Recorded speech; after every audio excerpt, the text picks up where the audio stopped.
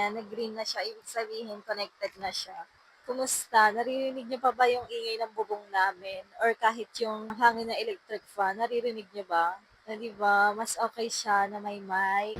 Salamat talaga sa wireless microphone na to dahil nung nakaraan nga na sunod-sunod yung pag-ulan, naapektuhan talaga yung pagtatrabaho ko. At meron nga nagsuggest sa akin na bumili na nga raw ako ng ganyang microphone, kaya nga ayan, bumili na talaga ako. At nakita nyo naman kanina na sobrang worth it talaga niya. Available nga rin to sa Type-C at one-piece mic, pero dahil nakaayos nga ako or iPhone, pang iPhone nga yung kinuha ko. Tapos dalawang mic na nga para sulit. Perfect na perfect nga yung mga ganitong mic for live show, interview, or kaya sa pagmi-mini vlog. Sobrang dali nga lang din ditong gamitin dahil plug and play nga lang. Tapos accessible na nga rin to sa 20 meters. Oh, alam ko magtatanong ka na ng link. Abo, syempre nandyan lang yun sa comment section or sa yellow basket.